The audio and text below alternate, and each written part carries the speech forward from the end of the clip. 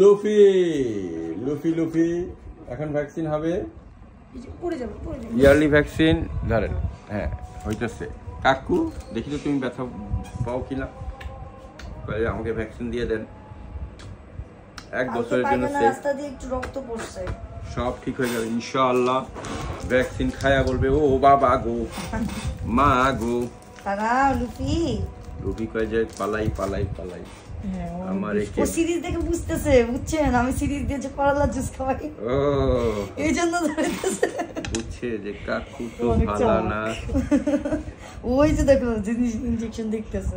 তাহলে লুফি কোন এলাকা থেকে আসছে? লুফি আসছে নারায়ণগঞ্জ থেকে, টিনের বাসা থেকে ওকে নিয়ে আসছি আমরা। ওরে দূর থেকে আসছে। এখন কোথায়? ঢাকায় কোথায় থাকে? আফতাবনগর থাকে। আফতাবনগরে থাকে। তাহলে ও হলো কি মেয়ে বেড়াল? হ্যাঁ, প্রিন্সেস অফ আফতাবনগর।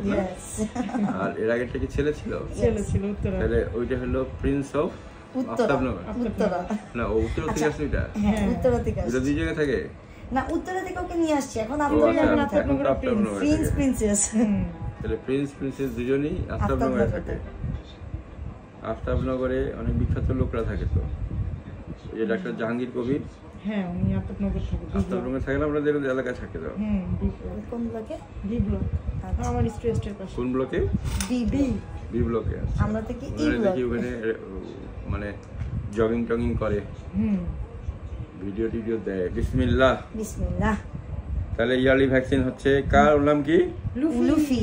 লুফি। লুফিও তো বুঝে নাই, বুঝছে? কেউ বুঝে না। আরে তো ভ্যাকসিন যে দিলাম ও তো বুঝলোই না। বলে কি কাকু এটা কি করলেন আপনি? আমি তো কিছুই বুঝি নাই, ব্যথাও পাই নাই। তাইলে কেমনে হবে? 1 বছরের জন্য ডান। 1 বছরের জন্য ডান। বিসমিল্লাহ। ও তো বুঝলোই না। আবার সামনের বছরে এই ডেট আনবো, তাই তো স্যার? হ্যাঁ, বছর একবার এই ডেটে আমি ভ্যাকসিনের কার্ড করে দিচ্ছি। ঠিক আছে, এই ডেটে চলে আসবে এখানে। এই ডেটে চলে আসবে। শুকায় গেছে ওর শরীরে, হাড় ছাড়া কিছু না।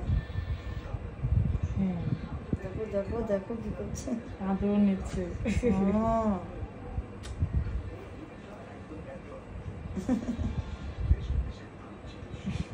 মাশাআল্লাহ সিস্টার লুফি।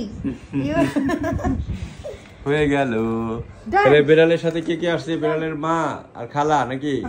হ্যাঁ হ্যাঁ, নানা নানি আসে নাই? না, নানা নানি বিড়ালকে ভালোবাসে না। আল্লাহ, কেন? তুমি নানারে খালি পাপ্পি দিবা তাইলেই হবে? নানা নানি বলে গোসল করানো যাবে না, ঠান্ডা লেগে যাবে। না, এগুলো যেদিন গোসল করাবেন, গোসল করে হেয়ার ড্রাই করে দেবেন সাথে সাথে। হেয়ার ড্রাই যদি ভয় পায় তাহলে রুম হিটার ব্যবহার করবেন। আচ্ছা, হেয়ার ড্রাই করে দিব। যেদিন হাতে কোনো কাজ থাকবে না সেদিন গোসল দিবেন এবং ভালোভাবে একদম ড্রাই করে ফেলবেন, নাহলে ঠান্ডা লেগে যাবে। এগুলো আমি আম্মুকে